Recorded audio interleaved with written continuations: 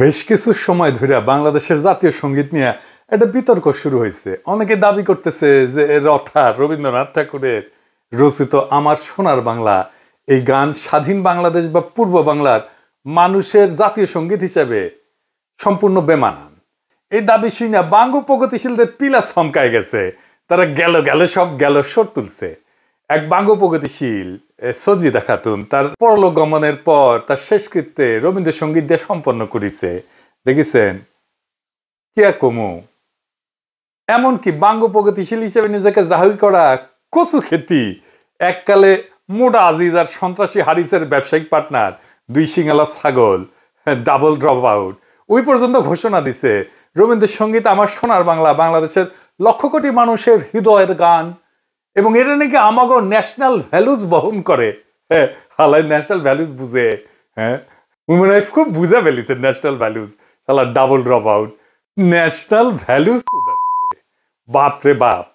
হ্যাঁ, double drop আউটের ইতিহাস জ্ঞান এমনিতেই হাস্যকর ভাবে কম, অথচ এই ডাবল ড্রপ আউট কয়েকদিন আগে আল্লামা ইকবালের নামে ঢাকা বিশ্ববিদ্যালয়ের হল নামকরণের দাবিতে ক্ষুব্ধ হয়ে কইছিল মীর জাফরের নামেও হল করা উচিত। আল্লামা ইকবাল উপমহাদেশের মুসলমানদের মধ্যে সর্বশ্রেষ্ঠ দার্শনিক, যাকে বিংশ শতাব্দীর অন্যতম গুরুত্বপূর্ণ মুসলিম দার্শনিক হিসেবে প্রাচ্য এবং পাশ্চাত্যে উভয় জায়গাতে বিবেচনা করা হয়। ইকবাল 1938 সালে মৃত্যুবরণ করেন, 1971 সালের বাংলাদেশের স্বাধীনতা সংগ্রামের 33 বছর আগে। এমনকি ভারত ভাগ হওয়ার আগেই উনি মারা গেছেন। অথচ ইনাকে নিয়ে একচু খ্যাতি এবং বাঙ্গ প্রগতিশীলদের চুলকানির অভাব নেই।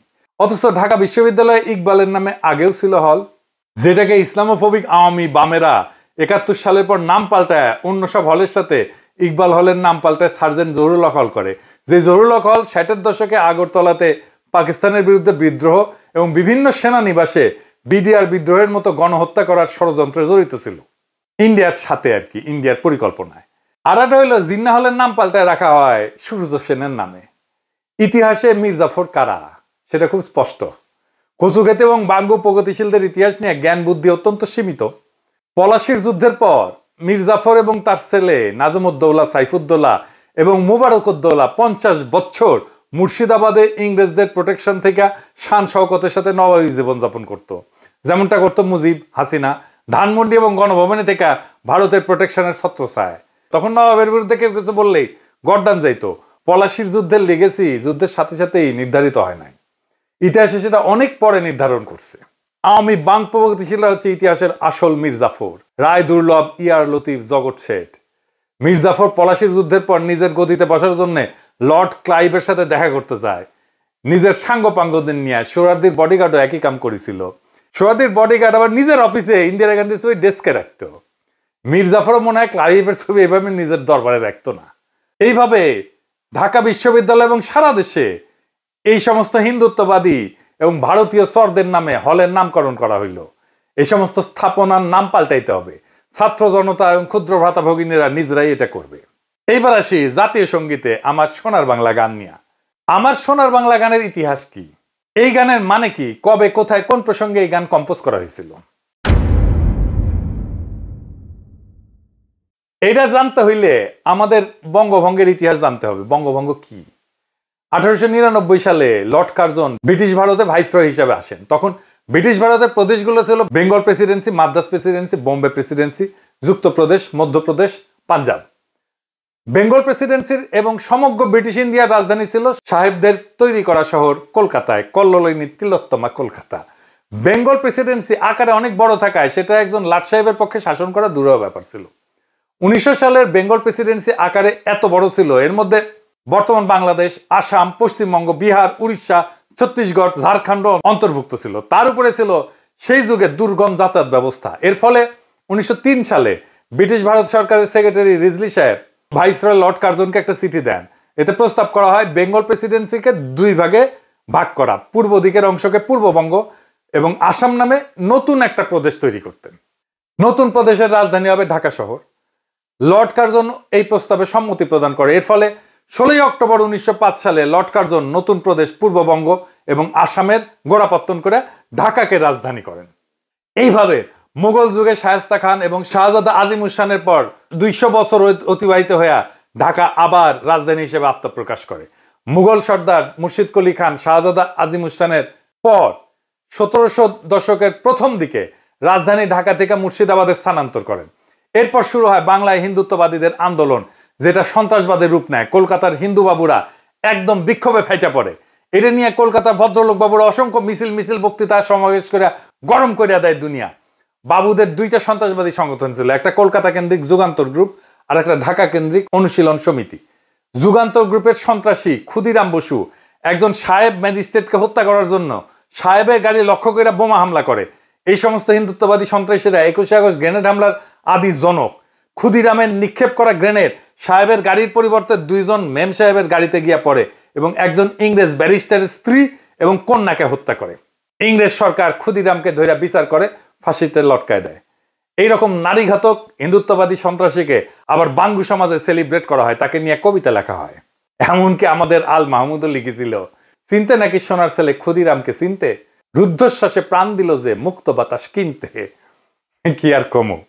আর এক বাঙ্গু প্রগতিশীল আব্দুল নূর তুষার ইতিহাস জ্ঞান দিতেছে জাতিরে। দেখেন কি লিখেছে, সে কইতেছে আমাদের দেশে কার্জন হল আছে কিন্তু ক্ষুদিরামের নামে একটা চালাঘর নাই। ইংরেজদের দালাল নবাবদের মঞ্জিল আছে, মানে আহসান মঞ্জিল আর কি, কিন্তু প্রীতিলতার একটা ভালো ভাস্কর্য নাই। মানে আছে কিন্তু ভালো নাই, কুটি আছে প্রীতিলতার ভাস্কর্য, জানাইন তো। হ্যাঁ, খারাপ ভাস্কর্যটাই কুটি আছে, একটু জানবার চাই, হ্যাঁ ব্যবস্থা করা লাগবে। আরো লিখেছে সূর্য সেন প্রীতিলতার ক্ষুদিরামেরা আমাদের বীর শ্রেষ্ঠদের পূর্বপুরুষ, জমিদারদের ল্যাঠাল যারা জমিদারি চলে যাবে জন্য যারা ইংরেজদের শাসাইবে তাই অস্ত্র হাতে তুলে নিছিল, তারা নাকি আমাদের বীর শ্রেষ্ঠদের পূর্বপুরুষ। আমি যাই কই, এই প্রীতিলতা সূর্য সেন আর ক্ষুদিরাম নিয়ে বাঙ্গ প্রগতিশীলদের চুলকানিটা একটু বিস্তারিত বোঝা দরকার। ব্রিটিশদের বিরুদ্ধে হিন্দু স্বার্থের জমিদার হিন্দু স্বার্থের আন্দোলন শুরু করছিল বঙ্গভঙ্গ রদ বাতিল করার দাবিতে কয়েকটা সশস্ত্র গ্রুপ করে। এই সময় ব্রিটিশদের বিরুদ্ধে অনুশীলন যুগান্তর এই ধরনের সশস্ত্র দলগুলির তৎপরতা বাড়তে শুরু করছিল, যারা কালী ভক্ত হিসেবে দেবী মা কালীর পূজা কইরা সশস্ত্র সংগ্রামে ঝাঁপায় পড়ত। সশস্ত্র গ্রুপগুলো যে সশস্ত্র আন্দোলন ঝাঁপায় পড়ছিল, এইটাকে তারা কলকাতার জমিদারদের স্বার্থে লেখা ইতিহাসে স্বদেশী আন্দোলন হিসেবে গাল ভরা নাম দিছিল। আর এই সময়টাকে একটা ফাঁপা বিপ্লবী বানায় অগ্নি যুগ নামে ডাকা শুরু করছিল। কিন্তু আমাদের খেয়াল করতে হবে, ব্রিটিশ বিরোধী আন্দোলন মানে সেটা অ্যান্টি কলোনি মুভমেন্ট না। আমাদের পূর্ববঙ্গের স্বার্থের প্রশ্নে বিচার করলে অনুশীলন যুগান্তর ধরনের সশস্ত্র গ্রুপগুলোর জন্মই হয়েছিল কায়েমি জমিদার হিন্দু স্বার্থে।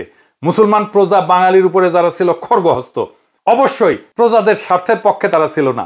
1905 সালে বঙ্গভঙ্গ এবং ইতিহাসের দিকে তাকান, রবীন্দ্রনাথ সহ বিশিষ্ট হিন্দুদের নেতৃত্বে যে বঙ্গভঙ্গ রদের আন্দোলন হয়েছিল, এই আন্দোলন ছিল আমাদের পূর্ববঙ্গের মানুষের স্বার্থ বিরোধী। জমিদার বাঙালির সাথে ঘা মারছিল এই বঙ্গভঙ্গ, কারণ নতুন প্রশাসনিক ব্যবস্থার কারণে কলকাতার প্যারালাল ঢাকা একটা নতুন রাজধানী হয়ে উঠতেছিল। ফলে পূর্ববঙ্গ থেকে কলকাতা শহরে কৃষির উদ্বৃত্ত সাপ্লাই লাইন অনিশ্চিত হয়ে পড়তেছিল। পূর্ববঙ্গের কৃষির উদ্বৃত্ত দিয়ে তৈরি হয়েছিল কল্লোলিনী তিলোত্তমা কলকাতা। আর এই ঘটনার পটভূমিতে কথিত ফাঁকা আলাপের স্বদেশী আন্দোলনের সূত্রপাত। তাহলে হিসাব করেন যে বঙ্গভঙ্গ ব্রিটিশেরা চালু করছিল, পিছিয়ে থাকা পূর্ববঙ্গ আসামের মুসলমানদের স্বার্থের পক্ষে, যেখানে রাজধানী হিসেবে ঢাকা শহর গুরুত্বপূর্ণ হওয়ার সুযোগ তৈরি হইতেছিল। এখানে আপনি কার পক্ষে যাইবেন? যে জমিদার বাবুরাই বঙ্গভঙ্গ বাতিল করলেন তাদের পক্ষে? যে অনুশীলন যুগান্তর ধরনের সশস্ত্র গ্রুপগুলো ছিল জমিদার শ্রেণীর স্বার্থে, আপনি কি তাদের হিরো বানায় বন্দনা করবেন? আপনার চাষাভূষা পূর্বপুরুষদের সাথে গাদ্দারি করতেছেন? প্রীতিলতা, ক্ষুদিরাম কিংবা সূর্য সেনেরা ছিল সরাসরি জমিদার হিন্দুর স্বার্থের লোক এবং তাদের আন্দোলন কলকাতার শাসকদের আন্দোলন। স্বদেশী আন্দোলন এবং অগ্নিযুগ ছিল জমিদারদের সশস্ত্রতা। একে হিন্দু মুসলমান নির্বিশেষে সকল প্রজাকে আপন মনে করবে। বিশেষ করে পূর্ববঙ্গের মুসলমান প্রজা যারা আজকের বাংলাদেশের মানুষ, তাদের লড়াকু পূর্বপুরুষ হাজী শরীয়তুল্লাহ বা তিতুমিরেরা। আমাদের উত্তরসূরি হিসেবে আমরা কেন প্রীতিলতা, ক্ষুদিরাম কিংবা সূর্য সেনদের আমাদের হিরো বলে মনে করব, যেখানে এরা সরাসরি জমিদার স্বার্থের লোক? জমিদার তাদের অর্থদাতা ছিল, টাকা দিত, চান্দা দিত জমিদারেরা। এবং এই আন্দোলনটাই স্বদেশী আন্দোলন, অগ্নিযুগ, এটা ছিল জমিদারদের আন্দোলন, তাদের জমিদারি রক্ষার আন্দোলন, তাদের শোষণ রক্ষার আন্দোলন। হাসিনার হইয়া ছাত্রলীগ, যুবলীগ যেমন নাম ছিল বর্ষা বিপ্লবের সময় 24-এর, ঠিক একই কাজ করছিল সূর্য সেন, প্রীতিলতা, ক্ষুদিরামেরা। ওরা ছিল জমিদারের ল্যাঠাল, যেরকম ছাত্রলীগ ছিল আওয়ামী লীগের হাসিনার ল্যাঠাল। যে জমিদার ব্যবস্থায় আপনার পূর্বপুরুষদের বঞ্চিত করে রাখা হইতো, এই সশস্ত্র গ্রুপের লোকজন সেই জমিদারদের ভাড়াটে সন্ত্রাসী। তারা তো আপনার পূর্বপুরুষদের স্বার্থের বিরুদ্ধের লোক। এই জমিদার শ্রেণী তো কখনো আপনার পূর্বপুরুষদের বাঙালি বইলাই স্বীকার করে নাই, মান্যতা দেয় নাই।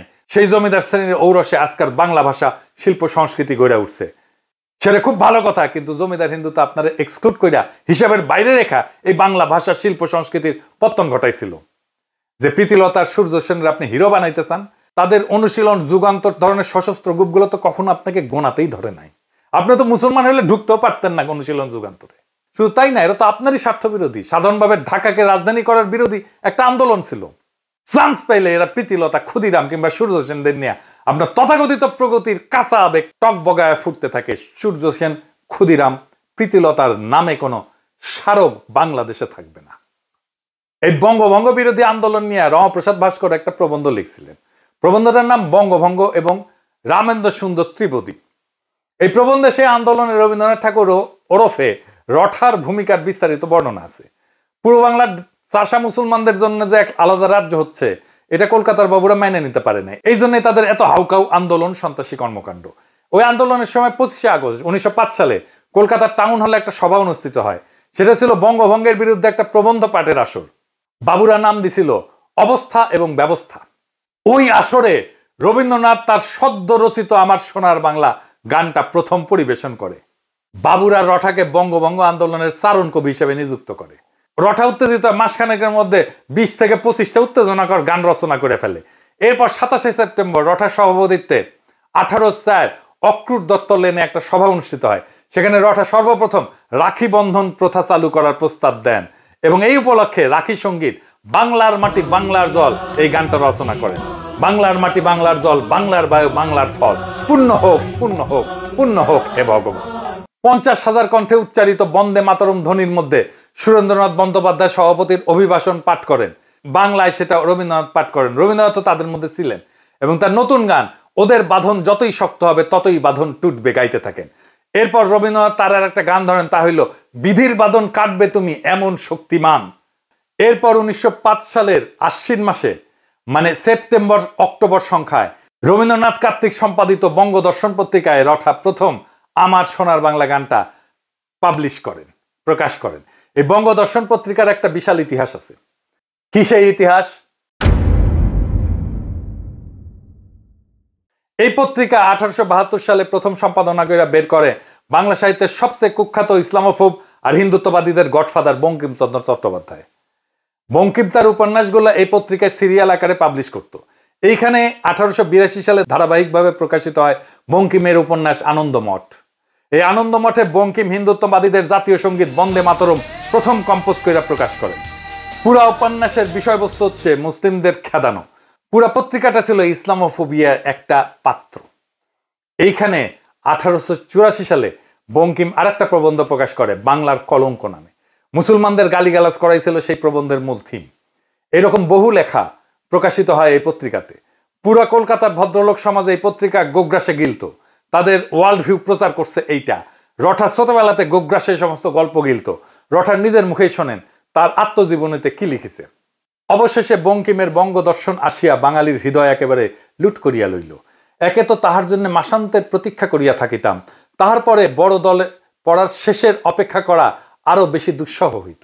এইরকম একটা কুখ্যাত ইসলামোফোব বাংলার মুসলমানকে গালিগালাজ করা পত্রিকাকেই রঠা বাইছে নিলেন আমার সোনার বাংলা গান পাবলিশ করার জন্য, প্রকাশ করার জন্য। আর রঠা এই বঙ্গদর্শন পইরা বড় হইছে। তাহলে ওর ভিতরে কি আছে সেটা বুঝে দেখেন। এই হচ্ছে কচুক্ষেতির স্বল্প জ্ঞানের ন্যাশনাল ভ্যালুজ, এইটার ইতিহাস। এই গানকে যে এখনো জয় বাংলা করা হয় নাই, সেটা তো বাঙ্গু প্রগতিশীলদের 7 জন্মের ভাগ্য। কিন্তু এই ভাগ্য বেশি দিন টিকবে না। হাসিনা যেমনে জয় বাংলা হয়েছে, আওয়ামী লীগ যেমনে জয় বাংলা হয়েছে, 32 নম্বর যেমনে জয় বাংলা হয়েছে, এই গানও জয় বাংলা হবে। এরপর বঙ্গভঙ্গ রদ করার এরকম অপচেষ্টাকে প্রতিহত করার জন্য 1906 সালের ডিসেম্বর মাসে ঢাকায় নওয়াব সলিমুল্লাহ তার বাড়ি আহসান মঞ্জিলে সমগ্র ভারতবর্ষের মুসলমান নেতাদের আমন্ত্রণ জানান। উপলক্ষ ছিল অল ইন্ডিয়া মোহামেডান এডুকেশনাল কনফারেন্সের মিটিং। স্যার সৈয়দ আহমেদ খান এই এডুকেশনাল সংস্থা প্রতিষ্ঠা করছিলেন। সেই মিটিংয়ে আহসান মঞ্জিলে সারা ভারতবর্ষ থেকে 3000 মুসলমান ডেলিগেট যোগদান করেন। মিটিংয়ে সভাপতিত্ব করেন উত্তরপ্রদেশের মিরাটের নবাব ভিকারুল মুলক। আজকের শাহবাগ তখন নওয়াব সলিমুল্লাহর বাগান ছিল। এইখানে নওয়াবের একটা বাগান গাড়ি ছিল এই শাহবাগে। সেই শাহবাগের বাগান বাড়িতে অনুষ্ঠিত হয় ঐতিহাসিক মিটিং। শাহবাগ থেকে এই ঘটনার শুভ সূচনা। যেখানে নওয়াব সলিমুল্লাহ ভারতবর্ষে মুসলমানদেরকে নিজেদের স্বার্থ রক্ষার জন্য একটা রাজনৈতিক দল গঠন করার প্রপোজাল দেন, যেটা সর্বসম্মতিক্রমে গৃহীত হয়। এইভাবেই জন্ম হয় মুসলিম লীগের। স্যার সৈয়দ আহমেদ খানের ঘনিষ্ঠ বন্ধু নওয়াব মুলককে করা হয় মুসলিম লীগের সেক্রেটারি এবং সংবিধানের মূল লেখক। লীগের প্রথম অনারারি প্রেসিডেন্ট করা হয় ইমাম আগা খানকে। কলকাতার বাবুদের আন্দোলন আর তাদের সন্ত্রাসীদের সন্ত্রাসে অবশেষে ইংরেজ সরকার হার মানে। 1911 সালের ডিসেম্বর মাসে রাজা পঞ্চম জর্জ ভারতের দরবারে আসেন। তখন ইংরেজ সরকার সিদ্ধান্ত নেয় তারা এই বঙ্গভঙ্গকে রদ করবেন। রাজা দরবারে এই প্রক্লেমেশন জারি করেন। রঠাই আনন্দে রচনা করে ফেলেন, জনগণ মন অধিনায়ক জয় হয়ে ভারত ভাগ্য বিধাতা। শুনেন, এই জনগণ মন আজ ভারতের জাতীয় সঙ্গীত। জনগণ মন অধিনায়ক জয় হে ভারত ভাগ্য বিধাতা। পাঞ্জাব সিন্ধু গুজরাট ও মারাঠা দ্রাবিড় উৎকল বন্দ। বিন্ধ্য হিমাচল যমুনা গঙ্গা উচ্ছল জলদি তরঙ্গ। তব শুভ নাম জাগে, তব শুভ আশিস মাগে, গাহে তব জয় গাথা। এই গান গাওয়া হয়েছিল ঢাকা বিশ্ববিদ্যালয়ে।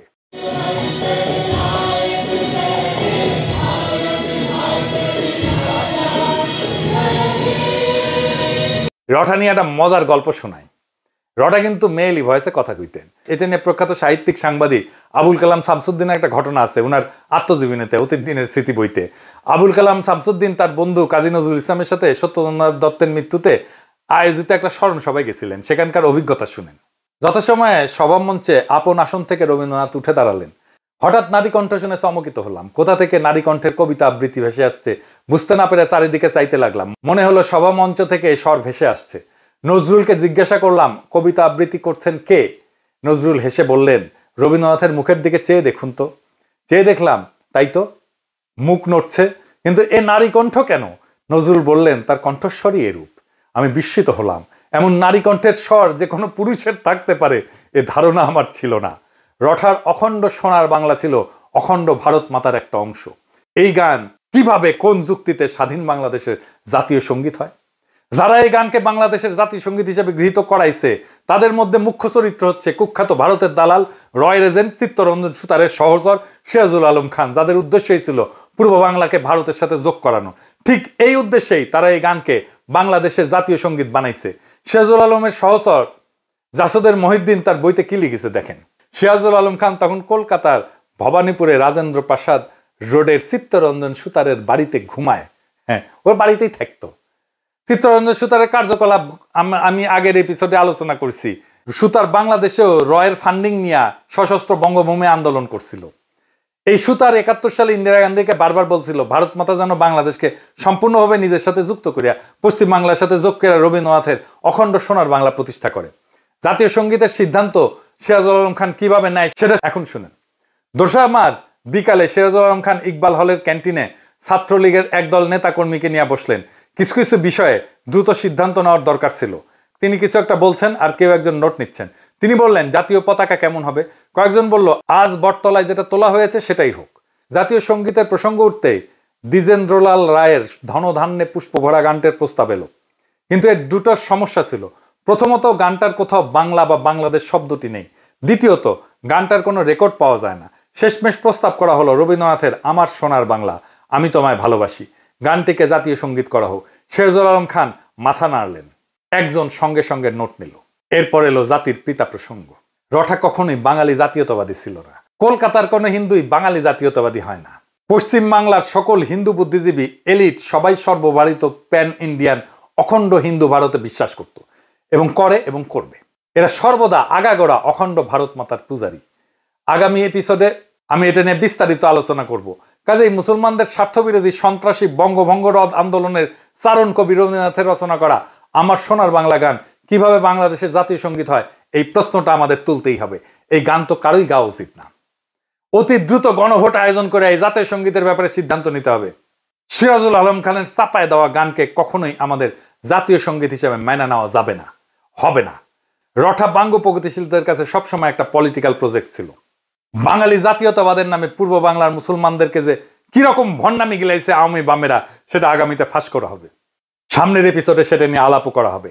আমি 100% শিওর, যদি ধরেন নকশাল বা অন্য কেউ পশ্চিম বাংলার রাজ্যকে ভারত থেকে বিচ্ছিন্ন করার দাবি তুলতো, রবীন্দ্রনাথ বেঁচে থাকলে উনি নুরুল আমিন ফজলুল কাদের চৌধুরী অথবা গোলাম আজম যেরকম অখণ্ড পাকিস্তান রক্ষার চেষ্টা করছিলেন, রঠা তার চেয়ে 10 গুণ বেশি এফোর্ট দিয়া অখণ্ড ভারতকে রক্ষা করতেন। খালি রবি না, পশ্চিম বাংলার অধিকাংশ বাঙালি ভদ্রলোক এই কাজটা করতেন।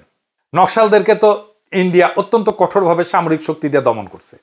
সেটা নিয়ে পশ্চিম বাংলার বাবুরা জেনোসাইড, গণহত্যা বলে লাফায় না। এটাও অঙ্ক হিসাব প্রমাণ করে দেওয়া যাবে যে পশ্চিমবঙ্গে ভারতীয় আর্মির নকশাল দমন পাকিস্তান আর্মির অপারেশন সার্চলাইট থেকেও নির্মম ছিল। এমনকি শিখদের স্বর্ণ মন্দিরে ভারতীয় আর্মি হামলা অপারেশন ব্লু স্টার আর অপারেশন সার্চলাইট থেকেও ভয়ঙ্কর ছিল। ইন্দিরা গান্ধীর মৃত্যুর পরে যেভাবে শিখ জেনোসাইড হয়েছে, এরকম জেনোসাইড 1971-এও হয় নাই বাংলাদেশে। এইসব আরেকদিন আলাপ করা যাবে। বাঙ্গু প্রগতিশীলদের চিরতরে জয় বাংলা করে দেওয়া হবে। রঠার আমার সোনার বাংলা কখনোই পূর্ব বাংলার চাষাভুষাদের হৃদয়ের গান ছিল না। এটা ছিল হিন্দু জমিদারদের, কলকাতার বাবুদের শোক গাথা, যারা ঢাকাকে রাজধানী হইতে দেয়নি, যারা পূর্ব বাংলার মুসলমানকে বাঙালি মানেনি, আর রবীন্দ্রনাথকে বানাইছিল সেই আন্দোলনের চারণ কবি। এখন সেই গান আমাদের মাথায় চাপায় দেওয়া বলা হয় এটাই আমাদের জাতীয় সত্তা, এটাই আমাদের ন্যাশনাল ভ্যালুজ। কিন্তু ইতিহাস বদলায়, বাতিলের খাতা থেকে উঠে আসে নতুন সত্য। পূর্ব বাংলার চাষাভুষা মেহনতি মুসলমান যারা একদিনে গান গাইতে বাধ্য ছিল, আজ ইতিহাস আপনাকে প্রশ্ন করতেছে আপনি কার শোক গাথা গাইতেছেন আপনার জাতীয় সঙ্গীত হিসেবে। তারেক রহমান আর বিএনপিকেও বলতে হবে কেন তারা রঠার গান জাতীয় সঙ্গীত হিসেবে পাইয়া গর্বিত। গর্বটা কোথায়? বাংলাদেশের সাধারণ চাষাভুষা মুসলমানের স্বার্থভঙ্গ কি তাদের গর্ব? জাতীয় সঙ্গীত হইতে হবে সেই গান যা জন্ম নেয় মুক্তির জন্য, প্রজার হৃদয়ে শোষণের বিরুদ্ধে দাঁড়ায়। আমার সোনার বাংলা না, আমাদের চাই আমাদের নিজস্ব, আমাদের আত্মপরিচয় বহনকারী, আমাদের স্বপ্নের প্রতিধ্বনি করা গান। এই লড়াই শুধু গান বদলের না, এটা ইতিহাস পুনরুদ্ধারের লড়াই, বঙ্গভঙ্গ রদ আন্দোলনের চক্রান্ত উন্মোচনের লড়াই, বাঙ্গু প্রগতিশীলদের চাপানো ন্যাশনাল ভ্যালুজের মুখোশ ছিঁড়ে ফেলার সংগ্রাম। এখনই সময় আসছে রঠার লেখা ইতিহাসের বদলে নিজের কলমে নিজের ইতিহাস লেখার, নিজের কলমে নিজের জাতীয় সঙ্গীত লেখার, নিজের কলমে নিজের গৌরবের ইতিহাস লেখার, বাংলাদেশের ভূখণ্ডের এই জনগণের সত্যিকারের জাগরণের ইতিহাস লেখার। এইবার সময় আসছে আমার সোনার বাংলাকে বিদায় জানানোর। নতুন স্বাধীনতার পরে আসবে নতুন জাতীয় সঙ্গীত। জয় হোক চাষাভুষার, জয় হোক ইতিহাসের, জয় হোক জনগণের মুক্তির, আমাদের আবহমান লড়াইয়ের। ইনকিলাব জিন্দাবাদ।